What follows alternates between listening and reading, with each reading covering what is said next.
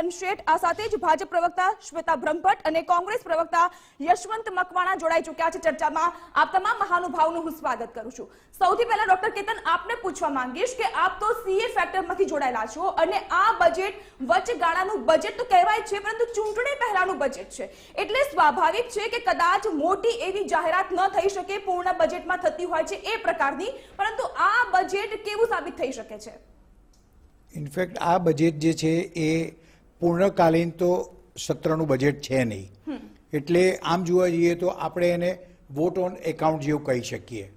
પરંતુ જ્યારે બધા જ લોકોનું એક્સપેક્ટેશન એવું છે કે જ્યારે સંસદની હવે ચૂંટણી પણ નજીકમાં આવશે ત્યારે આ બજેટની અંદર મોટી જાહેરાતો થશે અથવા પોલિટિકલ એંગલથી એને તમે જુઓ તો વધારે જાહેરાતો થશે। પરંતુ મારું માનવું એવું છે કે આમાં બહુ એવી કંઈ મોટી જાહેરાતોનું એક્સપેક્ટેશન રાખી શકાય એવું નથી। પરંતુ એક વસ્તુ સાચી છે કે જે નરેન્દ્ર મોદી અને એમની ગવર્મેન્ટે જે 5 ટ્રિલિયનની ઇકોનોમી માટેનો જે એક રોડમેપ તૈયાર કરેલો છે, એ રોડમેપને વધારે ગતિ આપવા માટે આની અંદર ઘણા બધા સૂચનો થશે અને એ પછી નવી જે ગવર્મેન્ટ આવશે એની અંદર એને આગળ વધારશે।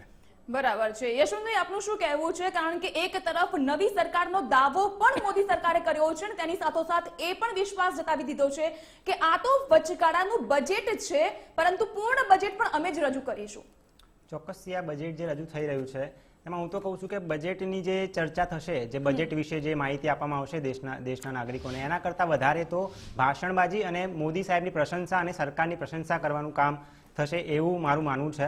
અને એવું થાય છે, તમે જુઓ છો ગઈકાલે જ માનનીય રાષ્ટ્રપતિજીના ભાષણમાં તમે જોયું એમણે 4 સ્તંભોની વાત કરી, યુવા, મહિલા, ગરીબ અને ખેડૂત, પરંતુ ચારે ચાર આજે દુઃખી છે। તમે જુઓ ગરીબોની હાલત, તમે જુઓ મહિલાઓની હાલત, તમે જુઓ મણિપુરમાં હમણાંની જ ઘટના છે, પ્રધાનમંત્રીજી એક શબ્દ નથી બોલ્યા। તો એ જે વાતો કરે છે એ વાતો એમની બહુ જ સારી ને બહુ જ એક સારા ભારત અને વિકસિત ભારતની વાતો કરે છે, પરંતુ જે હકીકત છે તેનાથી દેશનો નાગરિક છે તે સજાગ છે। તમે જો જે લોકો વાતો કરે છે વિકસિત ભારતની, આપણે ટીવી જોતા હોય તો એક એડવર્ટાઇઝમેન્ટ આવે છે કે હમારા સપના વિકસિત ભારત, અને એ લોકો એવું કહે છે એમાં કે મોદીની ગેરંટી, મોદી સાહેબની ગેરંટીની વાત કરે છે। એમાં મેં કાલે જ 2 એડવર્ટાઇઝમેન્ટ જોઈ, એમાં પહેલી એક એડવર્ટાઇઝમેન્ટ આવીને એમાં એવું કહ્યું કે 13.5 કરોડ લોકોને ગરીબીમાંથી બહાર કાઢ્યા, અને પછી થોડી વાર પછી બીજી એડવર્ટાઇઝમેન્ટ આવી, એમાં એવું લખ્યું કે 81 કરોડ ગરીબો કો મુફ્ત અનાજ। તો હવે આમાંથી સાચું શું? એક ટકાવારી છે અને એક કદાચિત આંકડો છે, શ્વેતાબેન તમે આની પર પ્રકાશ પાડી શકો?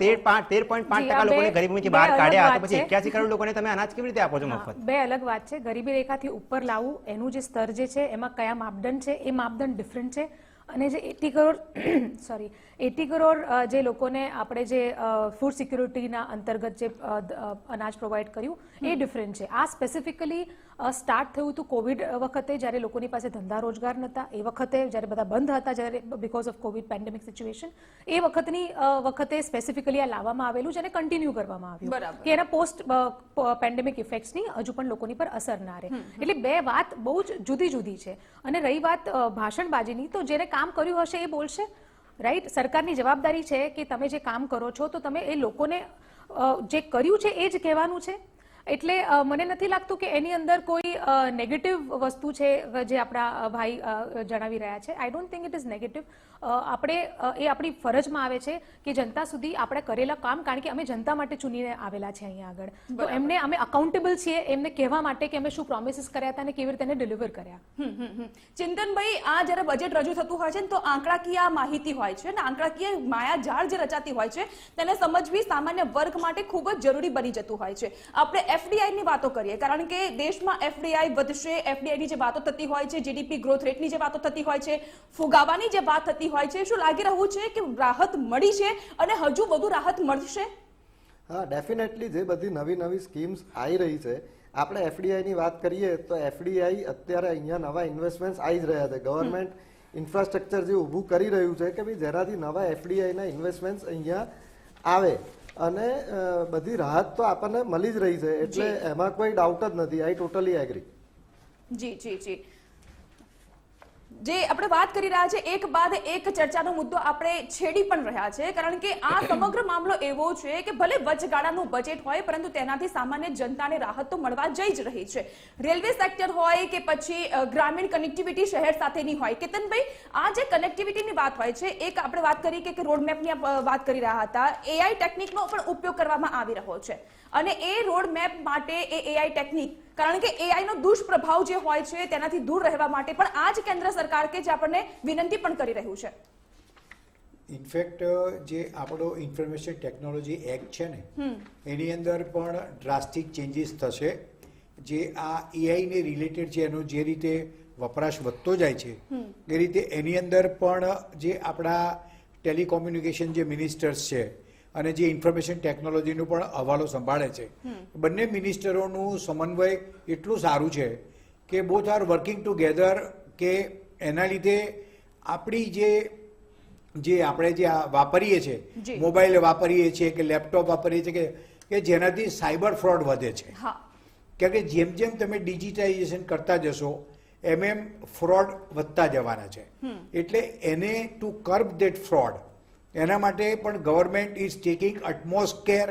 કારણ કે આજે પ્રાઇમ મિનિસ્ટર જેવાએ પણ જ્યારે જે પેલો ડીપ ફેક ના પણ જે બધા ફોટા અને મોર્ફ ને બધું થયું, એના માટે આજે પ્રાઇમ મિનિસ્ટર જેવાએ પણ એક આ ઇસ્યુ માટે જો એક પોતાનું મંતવ્ય આપ્યું કે આ ખરેખર સિરિયસ વસ્તુ છે અને આપણે આની ઉપર કામ કરવાની જરૂર છે. આ બજેટની અંદર તો આપણે એવું એક્સપેક્ટ ના કરીએ કે આની અંદર પણ એક વસ્તુ એટલી જરૂરી છે કે આ બજેટની અંદર ફરી એક વખત જે ડિજિટાઇઝેશન જે વર્લ્ડ વાઇડ જે India is one up among other countries, બીજી બધી કન્ટ્રી પણ વિચાર કરતી થઈ ગઈ કે ડિજિટાઇઝેશન ઇન્ડિયાનું ફોર્મેશન આટલું બધું કેવી રીતે ફાસ્ટ થયું. એટલે આ બજેટની તો આપણે આશા રાખીએ કે થોડું ઘણું ફર્ધર ડેવલપમેન્ટ થાય, પરંતુ ફર્ધર મને એવું લાગે છે કે એની અંદર પણ આ વસ્તુમાં પણ કંઈક આ બજેટની અંદર એવું કંઈક રજૂ કરવામાં આવશે કે જેના લીધે એ વસ્તુની પણ સરળતા માટે એનું એલોકેશન પણ વધારે થશે. કેતનભાઈ, વધુ એક સવાલ પણ આપને જ છે કે આપણે $5 ટ્રિલિયન ઇકોનોમીની વાત કરી રહ્યા છે, ટોપ 5 માં પહોંચવાની વાત કરી રહ્યા છે. ખરા અર્થમાં આપણે પહોંચી રહ્યા છીએ કે પછી માત્ર વાતો હવા જેવી? ના, આટલા વખતનું તમે ટ્રેક રેકોર્ડ જુઓ તો એક વસ્તુ છે કે જો તમારી તમે 5 ટ્રિલિયન ઇકોનોમીની જો વાત કરો છો, તમે લાસ્ટ મંથનું જ માત્ર જીએસટી નું કલેક્શન જુઓ, વિચ ઇઝ 1.72 કરોડ્સ નું કલેક્શન થયું છે. દેટ શોઝ કે કોવિડમાંથી તમે બહાર આવી ગયા છો, ઇકોનોમી ઇઝ ગિયર્ડ અપ. અને બીજી વસ્તુ કે આપણા પ્રાઇમ મિનિસ્ટરના ઇનિશિયેટિવથી આજે ઇન્ડિયા, મિડલ ઇસ્ટ અને યુરોપ એનો એક કોરિડોર નું પણ એક વિચાર થઈ રહ્યો છે. હવે તમે વિચાર કરો કે જ્યારે આ એક જો કોરિડોર ઊભો થાય, ભલે એ બનતા 5 વર્ષ, 10 વર્ષ, 15 વર્ષ થાય, પણ એક આ રસ્તો બતાવે છે કે it will be very easy આપણા ઇન્ડિયન બિઝનેસમેનો માટે ટુ એન્ટર ઇન યુરોપ અને પોતાનો માલ વેચવા માટે. ધેટ શોઝ કે આપણી ઇકોનોમી અત્યારે રેઝિલિયન્સ છે જ અને ઇકોનોમી ફર્ધર બૂસ્ટ થઈ અને 5 ટ્રિલિયન પહોંચવું એ અઘરું નથી. જી યશપાલભાઈ, તમે કેટલા સહમત થાવ છો? કારણ કે કંઈક તો છે, કંઈક બાબત તો છે કે જેના કારણે કોરોના કાળના મહામારીમાંથી બહાર નીકળીને દેશને ફરી પાછો આપણે પ્રગતિ ઉપર લઈ જઈ રહ્યા છે, વિકાસ આગળ વધી રહ્યો છે. તમે ક્યાંક તો સહમત થશો જ ને કે પછી વિપક્ષમાં બેઠા છો એટલે પછી કોઈ પણ વસ્તુમાં આપણે પછી એમાં એ જ પ્રકારની આડોડાઈ કરવાની? જો આમાં તો એવું વસ્તુ છે કે એક ટ્રેન્ડ ચાલી ગયો છે આજે કે કંઈ પણ હોય એટલે કંઈ પણ સરકારનું ખરાબ દેખાય એવું હોય એટલે એનો ટોપલો આપણે કોરોના મહામારી પર ફોડી દેવાનો, પેન્ડેમિક પર ફોડી દેવાનો, એવો એક ટ્રેન્ડ આજે ચાલી ગયો છે. સવાલ એ છે કે કોરોનાની મહામારી પછી પણ દેશ જે વિકસિત ગતિ આગળ વધી રહ્યો છે. હું એ કહું છું કે દેશમાં બેરોજગારી કોરોનાની મહામારી પહેલા 4 ડિકેટ્સમાં સૌથી વધારે હતી, તો ત્યારે તો નહોતી ને. ત્યારે હું તમને શું કહું છું કે ત્યારે તો કોરોના મહામારી નહોતી આવી ને. ત્યારે તો કોરોના મહામારી પહેલા તો આપણે એવું નહોતું કે બહુ સારી સ્થિતિમાં હતા અને મહામારી પછી આપણે બહુ સારી સ્થિતિમાં આવી ગયા, એવું તો નથી જ. જે સ્થિતિમાં હતા એ સ્થિતિમાં જ છીએ, એમાં કોઈ સુધાર તો છે નહીં. તો આજે ટ્રેન્ડ થઈ ગયો છે કે આપણે જે પણ કંઈ સરકારનું ખરાબ દેખાય એવું હોય એટલે એને કવર કરવા માટે આપણે એનો દોષનો ટોપલો જે છે એ કોરોના મહામારી પર ફોડી દઈએ. અને અત્યારે તમે જો બજેટનું મહત્વ એટલું બધું પહેલાં જેટલું મને નથી લાગતું, કારણ કે ગમે ત્યારે જીએસટી કાઉન્સિલ ટેક્સ વધારી દે છે, ટેક્સના સ્લેબમાં ફેરફાર કરી દે છે, પછી ગમે ત્યારે પેટ્રોલ અને ડીઝલની એક્સાઇઝ ડ્યુટી પર વધારી દે છે અને ભાવ આ ઉપર નીચે થઈ જાય. ઉપર નીચે તો નથી થતું, ઉપર જ થાય છે. હું તો કહું છું કારણ કે ઇલેક્શન આવે ત્યારે થોડું નીચે થાય, પાછું પછી ઇલેક્શન જાય એટલે પાછું ઉપર થઈ જાય છે. રેલવેનું બજેટ પણ આ લોકોએ ભેગું કરી દીધું 2018 પછી. તો આ બધી વસ્તુઓ એટલે બજેટનું મહત્વ પહેલા જેટલું રહ્યું નથી, કારણ કે ગમે ત્યારે તમે મન ફાવે ત્યારે ટેક્સ વધારી દો, પેટ્રોલ ડીઝલના ભાવ તમે નિયંત્રણમાં ના કરી શકો. 2014 પહેલા તો કે 35 રૂપિયામાં અમે લોકો પેટ્રોલ ડીઝલ આપીશું, 40 રૂપિયામાં પેટ્રોલ આપીશું, 35માં ડીઝલ આપીશું. અત્યારે 100 રૂપિયા પેટ્રોલ અને ડીઝલ પહોંચ્યું છે અને પછી કહે છે વિકાસ થઈ રહ્યો છે દેશનો. આ શું તમારી દલીલો છે? શ્વેતાબેન, જી, વિપક્ષને જવાબ આપવો એ શાસક પક્ષનું કામ તો છે, પરંતુ વાત યશવંતભાઈની એ પણ સાચી છે કે પેટ્રોલ ડીઝલમાં જે પ્રકારે કૂદકે ને ભૂસકે ભાવ વધારો થઈ રહ્યો છે, ગરીબ વર્ગ અને સામાન્ય વર્ગ પીસાતો તો જઈ જ રહ્યો છે. જી, સૌથી પહેલા હું યશવંતભાઈએ જે વાત કરી એને હું કાઉન્ટર કરતા એક કહું છું કે આ કમેન્ટ બહુ ઇનસેન્સિટિવ છે કે એમ કેવું કે ટોપલો કોરોનાના ઉપર નાખી દીધો. સાચી વાત છે. આપણે બધા જ જાણીએ છીએ કે કોવિડ એટલી મોટી પ્રોબ્લેમ જે હતી કોવિડને રિલેટેડ, અને એનાથી જે ઇકોનોમીને તમે જ્યારે બીજા દેશોને જોશો ને તો તમને ખ્યાલ આવશે, અગર આપના કોઈ મિત્રો કે ફેમિલી સર્કલ જે આઉટ ઓફ ઇન્ડિયા યુકે જેવા ડેવલપ્ડ કન્ટ્રીઝની અંદર જે છે એ લોકોને ચૂઝ કરવું પડતું કે હું ઇલેક્ટ્રિસિટી બર્ન કરું કે પછી હું જમવાનું જમું. એ લોકોને ચોઇસ પકડવી પડતી હતી આ બેમાંથી. જે જોબ્સને રિલેટેડ એ લોકોને લાઈક બહારની જે ડેવલપ્ડ ઇકોનોમીઝ છે એમને એટલી બધી પ્રોબ્લેમ્સ નો સામનો કરવો પડ્યો એ ટાઈમ પર, બીકોઝ આપણી પાસે એક સશક્ત સરકાર હતી એટલે એમને એ સિચ્યુએશનને બહુ જ સારી રીતે આઈ થિંક મેનેજ કરી છે. અને આપણે બધાએ જોયું, જેમ મેં પહેલા એક્ઝામ્પલ્સ આપે, ફૂડ સિક્યુરિટી હોય કે ઉદ્યોગોની સહાય હોય, એના પછી આપણે ખાલી કોવિડથી પતી નથી ગયું, એના પછી જે વોર લાઇક સિચ્યુએશન ક્રિએટ થઈ, ટ્રેડ સપ્લાય, રેડ સી પર જે અટેક્સ થયા અને જે ટ્રેડ સપ્લાયને જે અસર થઈ એનાથી જે ઇન્ફ્લેશન વધ્યું એને પણ સરકારે કર્બ કરવામાં ખૂબ સારી રીતે મેનેજ કર્યું છે, જેને ગ્લોબલી લોકોએ વખાણ કર્યા છે. રહી વાત હવામાં વાત કરવાની, તો 10માંથી 5 આવી ગયું છે એ હવામાં વાત છે. રિસન્ટલી 3 દિવસ પહેલા IMF નો તમે રિપોર્ટ જોશો જે મારી પાસે છે, આપ ચાહો તો હું આપને શેર કરી શકું છું. India is the only country જે 6.5% નું જેનું ફોરકાસ્ટ છે સતત આવતા 3 વર્ષમાં, 4 વર્ષથી એ 6.57% ની પર ગ્રો કરી રહ્યું છે. આ ચોથું વર્ષ, અગર જો ચોથું વર્ષમાં આપણે 24-25માં એઝ પ્રોજેક્ટેડ આપણે 7% ની આસપાસ ગ્રોથ કરીએ છીએ, તો દુનિયાભરમાં ઇન્ડિયા એકમાત્ર એવું કન્ટ્રી હશે જે કોવિડ પછી સતત 4 વર્ષથી 6.5% ઉપર ગ્રો કરી રહ્યું છે.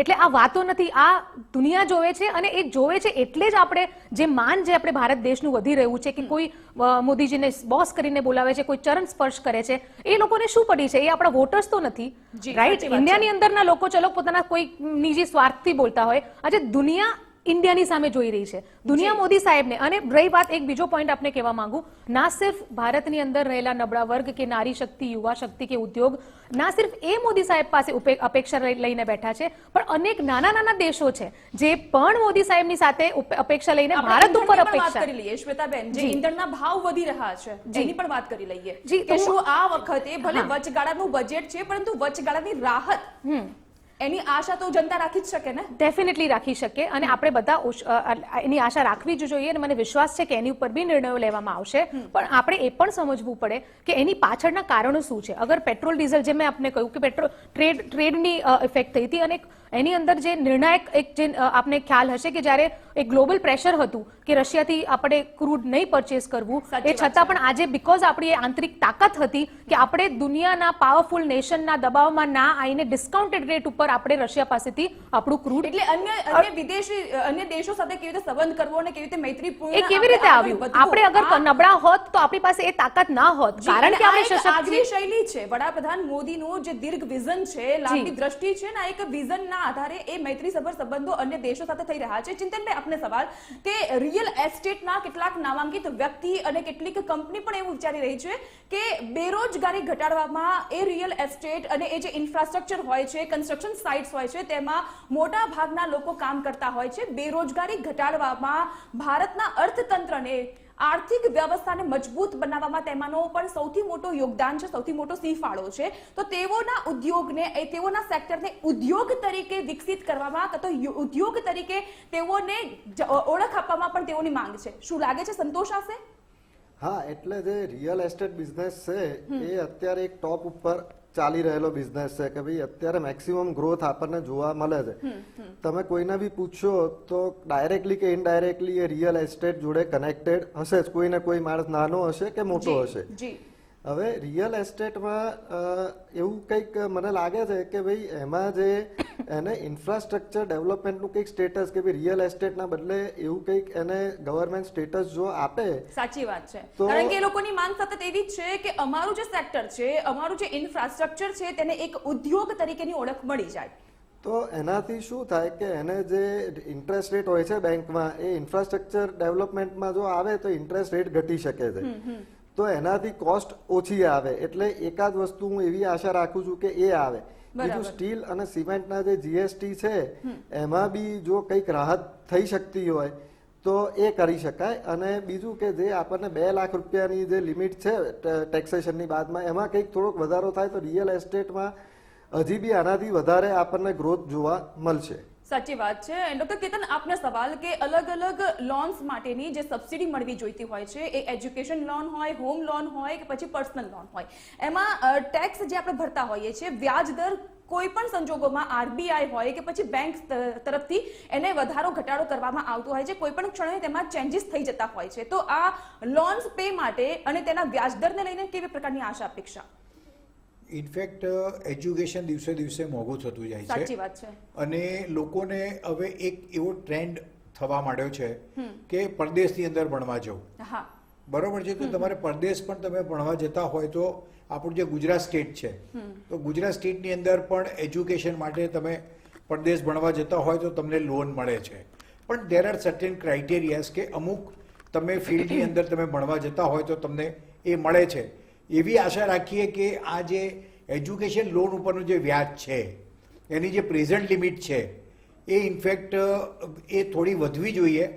એટલીસ્ટ બીજી 50,000થી તમે લાખ રૂપિયા સુધી સાયમલ્ટેનિયસલી તમે જે આ ચિંતનભાઈએ વાત કરી કે રિયલ એસ્ટેટનું એની પણ જે અત્યારે લિમિટ છે એ લિમિટ પણ થોડીક વધારવાની જરૂર છે.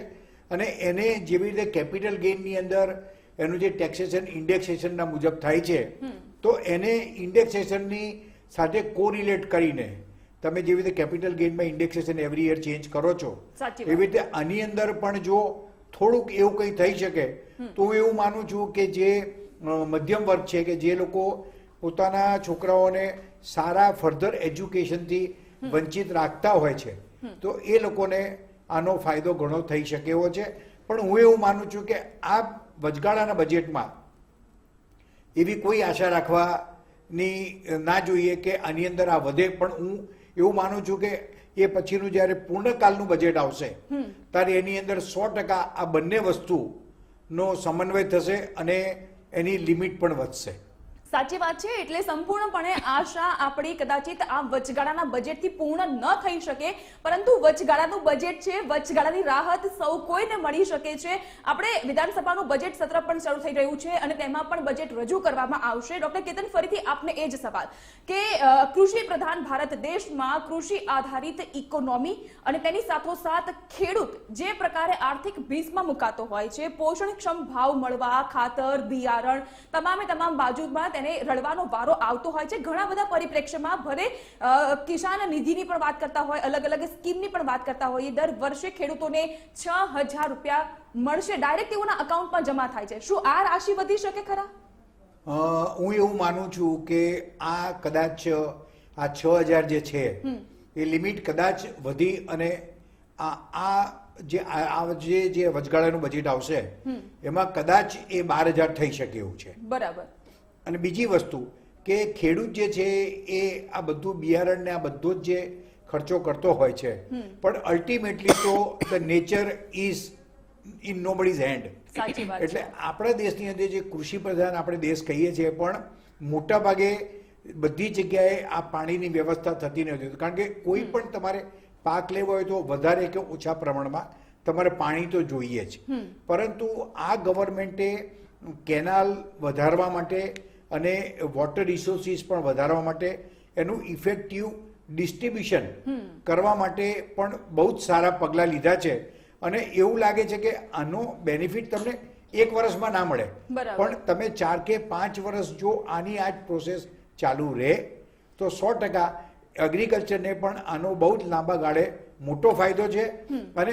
અને તમે બીજી વસ્તુ જુઓ કે જ્યારે 67-68માં આપણે અમેરિકાથી ઘઉં ઇમ્પોર્ટ કરવા પડતા હતા, હા. એની કમ્પેરિઝનમાં આજે આપણે ફૂડ ગ્રેન્સમાં વી આર સરપ્લસ. બરાબર. આજે તમે જે ગરીબ લોકો છે, જે ડાઉન ટ્રોડન લોકો છે, જે ગરીબી રેખાની નીચે જીવે છે, એવા લોકોને પણ જ્યારે પ્રાઇમ મિનિસ્ટર એવી એશ્યોરન્સ આપે છે કે તમને 5 વર્ષ તમને અનાજ મળશે, તો એ તમે વિચાર કરો કે ઇમ્પોર્ટ કર્યા વગર તમે તમારા જ જે પ્રોડક્શન છે એમાંથી જ તમે એ લોકોને આપશો અને તે સિવાય પણ તમે એને એક્સપોર્ટ કરશો. દેટ શોઝ કે એગ્રીકલ્ચર ફ્રન્ટ ઉપર પણ વી આર ડુઈંગ એક્સલન્ટ. જી. અને there is a further scope કે આની અંદર આપણે વધારે પેલું એ કરીશું ને that will help to reach our target સાચી ઓફ વાત 5 છે. Trillion economy. સાચી વાત છે. હવે થોડી જ સમયની વાર છે અને ટૂંક સમયમાં એ બજેટ પણ રજૂ થશે કે જેને આપણે વચગાળાનું બજેટ કહીએ છીએ. પરંતુ આ બજેટથી ફાયદા, ગેરફાયદા અને કેવા પ્રકારની રાહત મળશે તેની ઉપર આપણે કરી રહ્યા છીએ ચર્ચા. યુવા ધનને પણ આ બજેટથી ખૂબ જ લાભ થવાની અને કાં તો પછી કેટલીક આશાઓ બંધેલી છે. વડોદરાનું યુવા ધન આ રજૂ છે. વચગાળાનું બજેટ હવે ટૂંક ક્ષણની અંદર જ રજૂ થવા જઈ રહ્યું છે. વડોદરાનું યુવા ધન શું કહેતું હતું તે પણ આપણે બ્રેક પર ગયા તે પહેલા સાંભળ્યું. યશવંતભાઈ, આપને પૂછવા માંગીશ કે જે પ્રકારની ચર્ચા આપણે જોઈ, સાંભળી કે વડોદરાનું યુવાધન શું કહી રહ્યું હતું, આ મિશ્ર પ્રતિસાદ આપને શું લાગી રહ્યું છે કે આ વખતના બજેટમાં યુવાધન માટેની કેવી રાહત? સૌથી પહેલાં તો આપણે બધાએ સાંભળ્યું કે યુવાધન શું કહી રહ્યું છે. કે મોદી સાહેબે 2014 પહેલાં એવું કહ્યું હતું સત્તામાં આવતા પહેલાં કે હું સત્તામાં આવીશ તો દર વર્ષે 2 કરોડ રોજગાર આપીશ, નોકરીઓ આપીશ, એવું એમણે શબ્દ વાપર્યો હતો. પણ પછી રોજગાર કરી નાખ્યું અને રોજગારની પણ એમણે આખી ડેફિનેશન બદલી નાખી અને એવું કહી દીધું કે પકોડા તળવા એ પણ રોજગાર છે. પણ છતાં યુવાધન જે છે એ સજાગ છે અને ખબર છે કે અમને શું મળી રહ્યું છે, જે શું નથી મળી રહ્યું. કેટલાક યુવાનો ટેબ્લેટની વાત કરી. હું પોતે કોલેજમાં અભ્યાસ કરું છું, છેલ્લા સેમમાં છું, મને હજી સુધી ટેબ્લેટ મળ્યો નથી.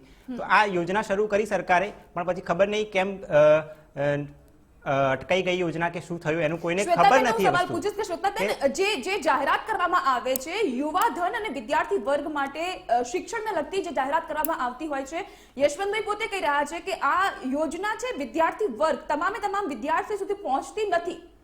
અને આપણે એ પણ યુવાધનના મોઢે સાંભળ્યું કે યોજના ફક્ત કાગળ પૂરતી ન રહેવી જોઈએ. ને એમાં જે અસિસ્ટન્ટની વાત છે, મને એકવાર બોલી લેવા દો. ડિજિટલ ગુજરાત નામની વેબસાઇટ છે, એના પર આની એક આખી પ્રોસેસ છે. હવે તમે પ્રોસેસમાં એમાં આવે છે ટેબ્લેટ અસિસ્ટન્ટ, એમાં તમે જાઓ તો એ વેબસાઇટ જ ખુલતી નથી. સાઇટ ઇઝ અંડર કન્સ્ટ્રક્શન એવું જ બતાવે છે. હવે યુવાન એને ખબર પણ નથી કે યોજના બંધ થઈ ગઈ છે કે ચાલુ છે, કોઈ જવાબ જ નથી મળી રહ્યો. શ્વેતાબેન જી, પહેલા તો આપ જે કહો છો કે એમને કહ્યું કે કાગળ પર જ રહે છે, એમને એવું નથી કીધું કાગળ પર રહે છે. એમને ભાઈ એવું કહ્યું કે આ જે છે એની અવેરનેસ નથી. અવેરનેસ જે બધી યોજનાઓ જે છે અગર એન્ડ યુઝર સુધી નહીં પહોંચે તો એનો ફાયદો શું છે, એમનો પોઈન્ટ એ હતો. રાઈટ. અને કાગળ પર ન રહેવી જોઈએ. હા, એટલે દેટ ઇઝ હિઝ પર્સપેક્ટિવ. એક જે આપણા જે યુવા ભાઈ હતા એમનો એક પર્સપેક્ટિવ હતો કે આ ના રહેવું જોઈએ. પણ હું એને થોડું ડિફર કરું છું, કારણ કે જે પ્રમાણે જે ડેટા જે આપણે બતાવીએ છીએ કે હાયર એજ્યુકેશનનું એનરોલમેન્ટ હોય કે સબસિડીઝનું ઇન્ક્રીઝમેન્ટનું જે ડેટા જે છે કે વધતી યુનિવર્સિટીઝ છે કે પછી સ્કિલ ઇન્ડિયાના કૌશલ કેન્દ્ર કે સ્કિલ ઇન્ડિયામાંથી નીકળતા જે આપણે યુવાઓ છે કે સ્ટાર્ટઅપનું જે ડેટા જે છે એ બધું જ આપ જે કહી રહ્યા છો એના વિપરીત છે. એકચ્યુઅલ ગ્રોથ અને ડેવલપમેન્ટ જે છે તો ડેટાથી પ્રૂવ થઈ રહ્યું છે કે કેવી રીતે યુવાઓ આમાં ભારત, અને રહી વાત મોદીજીની, તો એમને તો સતત હંમેશા ચિંતા કરી છે કે યુવા ધન કેવી રીતે ખુશ રાખે, એમને શું પ્રોબ્લેમ છે અને એની માટે જે સતત નવા કંઈક ને કંઈક સ્કીમ્સ હોય, જેમ કે ડ્રોન પોલિસી ઓપન કરી, સ્પેસ સેન્ટર ઓપન કર્યું. રિસન્ટલી આપણે જોયું કે બહુ યંગ, આઈ થિંક અરાઉન્ડ 40 યર્સના એજના લોકોએ જે આપણા સ્પેસ મિશન જે છે એમાં સપોર્ટ કર્યું, જે આજ પહેલા આપણે કદાચ કલ્પના નહીં કરી હોય. Same with drone policies, same with multiple startup. જે આના પહેલા હું જે કહી ચૂકી કે જેમ હમણાં થોડા દિવસ પહેલા જ મેં જોયું કે કાશ્મીરના નાના નાના 14 અને 16 વર્ષના બાળકો, અને હજુ હું પર્સનલી એવા લોકોને ઓળખું છું કે જે બહુ જ 20s ની એજ ઉપર સક્સેસફુલ સ્ટાર્ટઅપ રન કરી રહ્યા છે. તો આઈ થિંક જ્યાં તમે યુવાઓની વાત કરો છો એ ખૂબ ખુશ છે કે જે પ્રમાણે વસ્તુઓ થઈ રહી છે એની માટે, પણ જેમ આપણે કહ્યું કે ગ્લાસ હાફ ફૂલ અને ગ્લાસ હાફ એમ્પ્ટી, શું જોવું, ભરેલો ગ્લાસ કે ખાલી ગ્લાસ, એવી આ વાત છે. શ્વેતાબેન, તમે સ્ટાર્ટઅપની વાત કરી, પરંતુ જે રિસર્ચ આપણે કરેલું હોય, કારણ કે જ્યારે આપણે મીડિયા સમક્ષ આ વાત મૂકતા હોય એટલે રિસર્ચની આપણને જરૂર પડતી હોય છે. રિસર્ચમાં એક વસ્તુ એ પણ આવી છે કે ગત વર્ષની સરખામણીમાં વર્ષ 2023માં સ્ટાર્ટઅપના રોકાણમાં 20% ઘટાડો થયો છે. અને આપ સ્ટાર્ટઅપની વાત કરી રહ્યા છો. કેતનભાઈ, કાઉન્ટર ક્વેશ્ચન આપને કરવા માંગીશ કે સ્ટાર્ટઅપમાં જે 20% ઘટાડો થયો છે, ભલે દેશ હજુ પણ આ ક્ષેત્રમાં નોંધપાત્ર સિદ્ધિ હાંસલ કરતો હોય, પણ ઘટાડો તો થયો છે. Shall I answer? કેતનભાઈ, સૌથી પહેલા આપણે પૂછીશ અને પછી હું આપની પાસે આવીશ. સ્ટાર્ટઅપમાં જે ઘટાડો થયો છે એ ઇન્વેસ્ટમેન્ટમાં થયો છે. નવી ઇનોવેશન તો વધતી જ જાય છે, પણ એને એ માટેનું એને માર્કેટ નથી મળતું. બરાબર. એટલા માટે, અને બીજી વસ્તુ જો જોવા જઈએ તો આ વખતે ગુજરાત, આ દેશની બધી જ મોટાભાગના બધા જ સ્ટેટ છે એ બધાએ જ પોતે દરેક સ્ટેટે આ વખતે વાઇબ્રન્ટ ઇન્વેસ્ટમેન્ટ સમિટ કરી છે. સાચી વાત છે. અને દરેક સ્ટેટને એ લોકોને ઇન્વેસ્ટમેન્ટ મળ્યું છે, એમને MOU થયા છે. એની અંદર ગુજરાત અને જે યુપી છે, they are the leaders in getting the investment commitment for startups. એટલે એવું નથી કે 20% ઘટી ગયું છે. દરેક વસ્તુની અંદર એક થોડો ટેમ્પરરી ફેઝ આવતો હોય છે. ઓકે. પણ જેમ નવું ઇનોવેશન થતું જાય છે એમ એના માટેની ગુંજાઈશ વધતી જ જાય છે અને નવું ઇન્વેસ્ટમેન્ટ આવે જ છે. બરાબર છે. શ્વેતાબેન. જી, just to continue with what doctor Ketanbhai said કે ઇન્વેસ્ટમેન્ટ કમ થયું છે, અને એ ઇન્વેસ્ટમેન્ટ બી ઓછું ક્યાંથી થયું છે કે બિકોઝ મોટાભાગના જે સ્ટાર્ટઅપના જે ઇન્વેસ્ટર્સ છે આઉટ ઓફ ઇન્ડિયા બેઝડ થયેલા જે છે, અને એમના જે ગ્લોબલ ઇકોનોમીના જે ઇમ્પેક્ટ જે છે એ ખાલી ભારતમાં જ નહીં દુનિયાભરમાં થઈ રહ્યા છે. અને તમે જ્યારે એનું કમ્પેરિઝન કરો કે એની અસર દુનિયાના બીજા કન્ટ્રીઝમાં શું થઈ રહી છે અને ભારતમાં શું થઈ રહી છે, તો તમે ગ્રેટફુલ ફીલ કરશો કે આપણે જે આપણી પોલિસીઝ છે એને આપણને એવી રીતે પ્રોટેક્ટ કરીને રાખ્યું છે કે આપણી પર એવી અસરો નથી થઈ. રાઈટ. તો as far as startups R concern, જેમ મેં આપને કહ્યું કે 100+ યુનિકોર્ન સ્ટાર્ટઅપ્સ આપણે અત્યારે આપણી પાસે છીએ, અને દુનિયાની હર 10મા યુનિકોર્નમાંથી એક યુનિકોર્ન ભારત દેશમાંથી સ્ટાર્ટ થયેલું છે.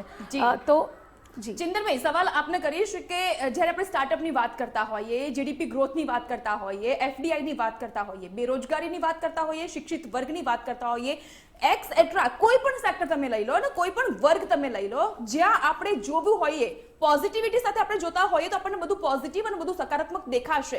પરંતુ વિપક્ષમાં બેઠેલો જે પક્ષ હોય છે એને હંમેશા શા માટે એ દેખાતું હોય છે કે આમાં નેગેટિવિટી કાં તો પછી આ જે સરકાર છે એ આ કામ કરી રહી છે. આપણી પાસે આવીશ, પરંતુ ખૂબ જ મહત્વના એક સમાચાર સામે પણ આવી રહ્યા છે કે નિર્મલા સીતારમણ હવે ટૂંક ક્ષણની અંદર જ બજેટ રજૂ કરવા માટે જઈ રહ્યા છે, અને તેની સાથોસાથ આ આશા અપેક્ષાથી ભરેલું આ જે બજેટ છે એ વચગાળાની કેવી રીતે રાહત આપશે, કારણ કે બેઠકમાં મંજૂરી મળી ચૂકી છે. કેન્દ્રીય કેબિનેટની જે બેઠક હતી એ બેઠકમાં મંજૂરી આપી દેવામાં આવી છે. એટલે કહી શકાય કે આ બજેટ હવે તમામ જે સ્તર હતું એ સ્તરમાંથી મંજૂરી મેળવીને આગળ વધ્યું છે, અને હવે નાણાપ્રધાન નિર્મલા સીતારમણ નવા સંસદ ભવનમાં પ્રથમ વખત તેઓ આ છઠ્ઠું બજેટ રજૂ કરશે કે જેઓના સમયગાળામાં આ છઠ્ઠું બજેટ વચગાળાનું 5 તો પૂર્ણ તેઓ રજૂ કરી ચૂક્યા છે. ચિંતનભાઈ, હું તમારી પાસે આવીશ કે તમામ સેક્ટર્સમાં આપણે વાત કરતા હતા, વિપક્ષની રણનીતિની પણ આપણે વાત કરતા હતા.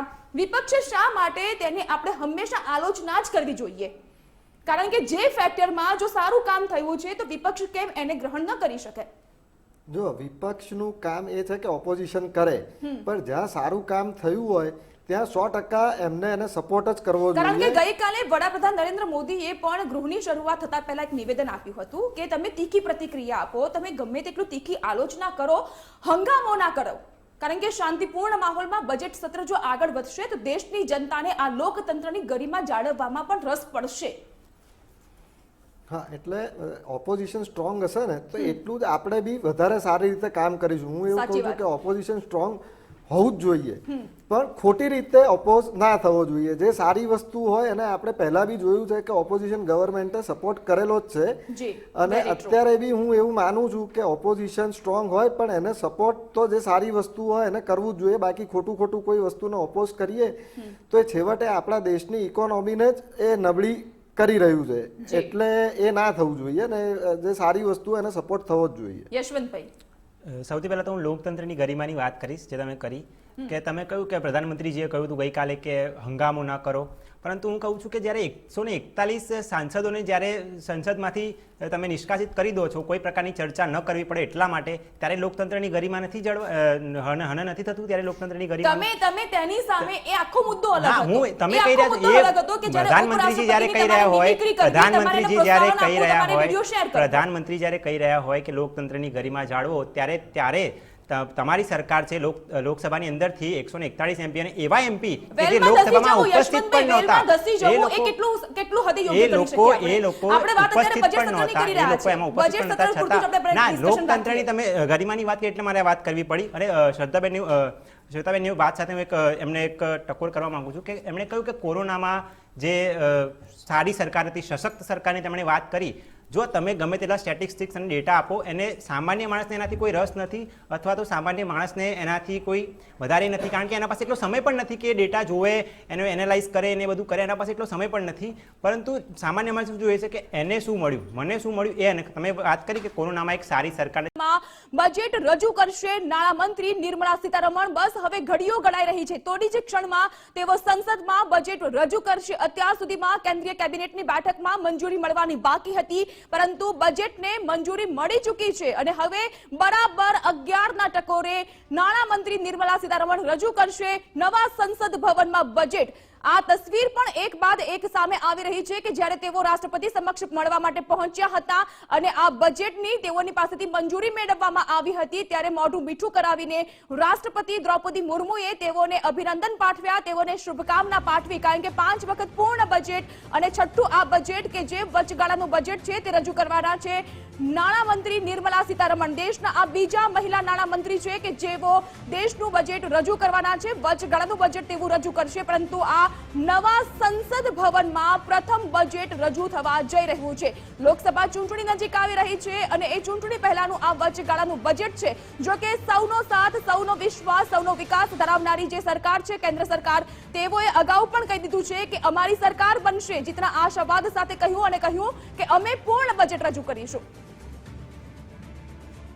યશવંતભાઈ, આપણે વાત જે કરતા હતા તે વાતમાં આપણે આગળ વધીએ, કારણ કે અહીં અલગ અલગ પરિપ્રેક્ષ્યમાં આપણે ખૂબ જ આશા અપેક્ષા સેવી રહ્યા છે, પરંતુ આપ કહેતા હતા કે વિપક્ષી પક્ષમાં બેસવું અને ત્યારબાદ જે લોકતંત્રની ગરિમા, હવે એક કિસ્સો યાદ ના કરાવડાવતા, કારણ કે 141 સંસદ સભ્યોનું સસ્પેન્શન રદ કરી દેવામાં આવ્યું છે. ખાલી હવે દેશ માટે જ્યારે કામ કરતા હોઈએ, બજેટ રજૂ થવાનું હોય ત્યારે આપણે શાંતિ જાળવવી જરૂરી બની જતી હોય છે. ચોક્કસથી આ વાત સાથે હું સહમત છું, પરંતુ તમે અને જે મીડિયા પેનલિસ્ટ જે કહી રહ્યા છે આપણા સાથી મિત્રો કે જ્યારે સારું કામ થતું હોય તો તેનો આપણે સહયોગ કરવો જોઈએ, એ સાથે હું ચોક્કસ સહમત છું. પરંતુ વિપક્ષને વિરોધ કરવાનો અધિકાર છે. આજે તમે જુઓ એ વિરોધ કરવાના અધિકારને પણ ક્યાંક ને ક્યાંક છીનવી લેવાનો પ્રયત્ન કરવામાં આવી રહ્યો છે, કારણ કે એ જે ઘટના બની, ભલે એ લોકોનું સસ્પેન્શન પાછું લઈ લેવામાં આવ્યું હોય, પરંતુ એ વખતે એવા પણ એમપીસને સસ્પેન્ડ કરવામાં આવ્યા હતા કે જે લોકસભામાં ઉપસ્થિત પણ નહોતા. હવે એ લોકોને એવું કહીને સસ્પેન્ડ કરવામાં આવ્યા હતા કે તમે લોકોએ હંગામો કર્યો, પણ એ લોકો તો કે અમે લોકો તો લોકસભામાં ઉપસ્થિત પણ નહોતા. હવે આજે શ્વેતાબેન એક વાત કરી હતી કે બહુ સશક્ત અને સારી સરકારની એમણે વાત કરી હતી.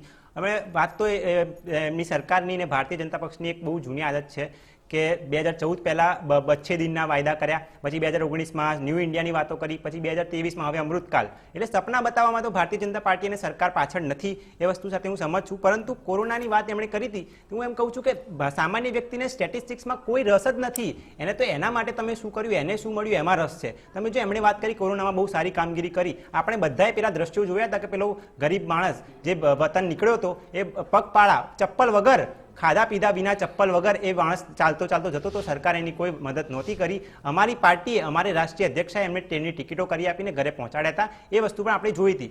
છતાં તમે એમ કહી રહ્યા છો, હું રોકીશ, વાત બજેટની થઈ રહી છે અને એ મહામારીમાં ન કોંગ્રેસ ન ભાજપ કોઈ પણ પાર્ટીએ રાજનીતિ રમવાની જરૂરત નહોતી. અમે તો દેશની જનતાની મદદ કરી છે, અમે તો દેશની જનતાની મદદ કરી. અને બીજી વાત, શ્વેતાબેને વાત કરી કે એમણે બહુ જ ઇન્ટરનેશનલી બહુ જ સારી છાપ ઊભી કરી છે, વિશ્વગુરુ બનાવી દીધો દેશને. છતાં તમે વાત કરી કે પેટ્રોલ અમે અહીંથી સસ્તું ખરીદ્યું, અહીંથી આમ કર્યું, અમે આમ કર્યું, આમની વાત ના સાંભળી, આના પાસે ગયા, પણ છતાં દેશના નાગરિકને સસ્તું પેટ્રોલ મળ્યું? હજી પણ 96 રૂપિયાનું પેટ્રોલ, 100 રૂપિયાનું પણ પેટ્રોલ એના સામાન્ય પણ નાગરિક સારા ખરાબ ભરાવે. પાસા જે રીતે સારા ખરાબ ડોક્ટર તમે કેતન, વાયદા ડોક્ટર કર્યા હતા, કેતન અને ચિંતનભાઈ તમે વાયદા પોતે કર્યા હતા પણ કહેતા 2014 છે ની કે અંદર કે અમે કોઈ પણ સત્તામાં આવીશું તો મોંઘવારી ઓછી કરીશું, અમે 35 રૂપિયામાં પેટ્રોલ આપીશું, 40 રૂપિયામાં પેટ્રોલ આપીશું. તો હવે કેમ 100 રૂપિયામાં પેટ્રોલ આપો? ડોક્ટર કેતન, છતાં તમે તમે શું એમ કહી રહ્યા કહેશો? છો કારણ કે કોઈ કે પણ દેશનો વસ્તુની વિકાસ સારી થઈ રહ્યો ખરાબ છે, બાજુ બંને બાજુ હોય દેશનો છે. વિકાસ તમે જો પેટ્રોલ ડીઝલના આ ભાવ એક વધવા ભાવ ઘટવા એ શાની ઉપર નિર્ભર કરતું હોય છે ડોક્ટર કેતન? પેટ્રોલના જે ડીઝલના જે ભાવ છે એનું જે મિકેનિઝમ છે એ આખું ઇન્ટરનેશનલ માર્કેટના બેઝ ઉપર હોય છે કે આજે ક્રૂડનો ભાવ તમે સમજો કે આજે $80 પર બેરલ હોય અને કાલે જો કંઈક એવો પ્રોબ્લેમ ઊભો થાય તો 83 ના 85 થઈ જાય. બરાબર. તો આ જે ગવર્મેન્ટની જે મિકેનિઝમ છે, ઇનફેક્ટ એમણે જ્યારે આ ગવર્મેન્ટ આવી પછી એમણે પેટ્રોલની પ્રાઇસીસ ડીકંટ્રોલ કરી નાખી છે. ડીકંટ્રોલ કરી નાખી છે એટલે કે જે પણ જે આ પેટ્રોલ ડીઝલ સપ્લાય કરતી કંપનીઓ છે, ઇન્ડિયન ઓઇલ કે HP, એ લોકોને they are at the liberty to decide the pricing. બરાબર. હવે એ લોકો પ્રાઇઝિંગ કેવી રીતે નક્કી કરે છે કે એ લોકોની પ્રાઇઝિંગ ઇન્ટરનેશનલ માર્કેટમાં જે રેટ હોય છે એ બેઝ ઉપર હોય છે.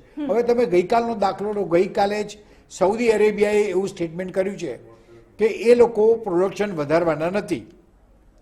પ્રોડક્શન વધારવાના નથી એટલે એનો મિનિંગ શું થયો કે there is going to be a crisis. બરાબર છે, સાચી બરોબર વાત. છે, એ ક્રાઇસિસ થવાની એટલે અને પેટ્રોલનું જે કન્ઝમ્પશન છે એ તો વર્લ્ડ વાઇડ વધતું જ જાય છે. જેટલા વાહનો વધે એટલું એનું પ્રોડક્શન, કારણ સાચી કે વાત છે. હજી વર્લ્ડમાં બધી જ જગ્યાએ જે તમે ઇમિશન ફ્રી અને કદાચ કેતનભાઈ એટલા માટે જ આપણે કહી શકીએ કે એ પેટ્રોલ ડીઝલના ભાવ વધી રહ્યા છે એની ઉપર આપણો કદાચ અંકુશ નથી, એટલા માટે જ આપણે ઇલેક્ટ્રિક વાહનોની પણ વાત કરી રહ્યા છીએ, ગેસ આધારિત વાહનોની પણ આપણે વાત કરી રહ્યા છીએ. પડે પડના અપડેટ અને પડે પડની ચર્ચા આપણે આગળ પણ કરતા રહેવાના છીએ, કારણ કે સંસદમાં હવે ટૂંક ક્ષણની અંદર જ હવે નાણામંત્રી નિર્મલા સીતારમણ બજેટ રજૂ કરશે અને ત્યારબાદ ખબર પડશે કે આશા અપેક્ષામાં શું મળી રહ્યું છે, કારણ કે આ તો છે વચગાળાનું બજેટ કે જેમાં મળશે વચગાળાની રાહત. પડે પડના અપડેટ ગુજરાત ફર્સ્ટ પર આપ જોતા રહો ગુજરાત ફર્સ્ટ, પરંતુ આજે અત્યારે લઈશું હાલ એક વિરામ.